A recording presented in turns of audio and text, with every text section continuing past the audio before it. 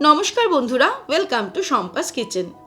আজকে আপনাদের জন্য নিয়ে এসেছি দারুণ সুস্বাদু আমের লুচি রেসিপি।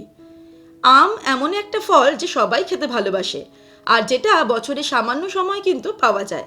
তাই এই সময়ে বাড়িতে যে কোনো পূজা আর্চা হলে অথবা একাদশীর দিনে আমের লুচি আপনারা তৈরি করতে পারেন। আশা করি বাড়ির সবার খুব ভালো লাগবে। আর আমের লুচি তৈরি করে গরম গরম আমের পায়েসের সঙ্গে সার্ভ করতে পারেন। তাহলে চলুন শুরু করি। সবার প্রথমে একটা আম আমি টুকরো টুকরো করে কেটে নিয়েছি, পাকা আম। এবারে মিক্সির জারের মধ্যে আমগুলোকে নিয়ে নেব। তারপরে ঢাকনা বন্ধ করে এটাকে ভালো মতো স্মুথ পেস্ট করে নেব। তারপর ফিরে আসছি। এবারে একটা বোলের মধ্যে নিয়ে নেব ময়দা। 2 কাপ পরিমাণে ময়দা নিলাম। এখানে আমি 250 গ্রাম ময়দা নিয়েছি। এর মধ্যে দিয়ে দিচ্ছি 2 টিস্পুন চিনি, 1/4 টিস্পুন মতো নুন দিয়ে দেব, আর দিয়ে দেব রিফাইন্ড অয়েল 3 টেবিল স্পুন।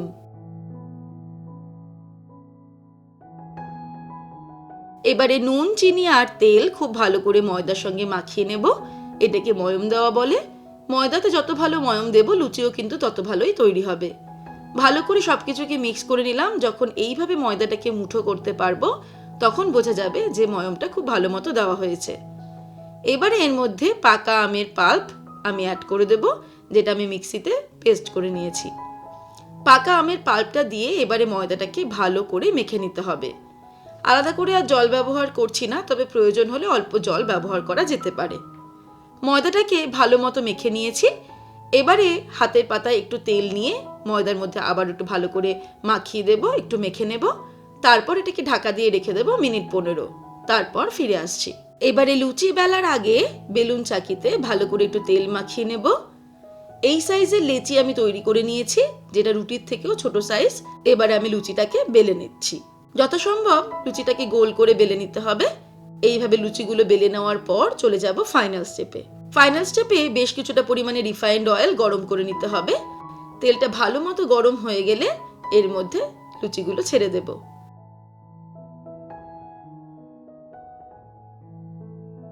উল্টে পাল্টে লুচি ভেজে নেব। এই দেখুন কি সুন্দর লুচিগুলো গোল গোল ফুলকো হয়ে ফুলে উঠছে।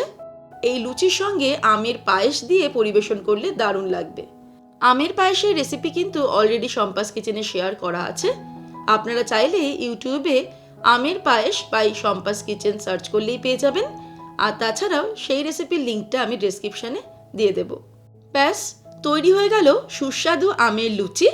এবারে যে কোনো পুজো আর্চার দিনে অথবা একাদশীর দিনে আপনারা এই লুচি তৈরি করে বাড়িতে পরিবেশন করতে পারেন।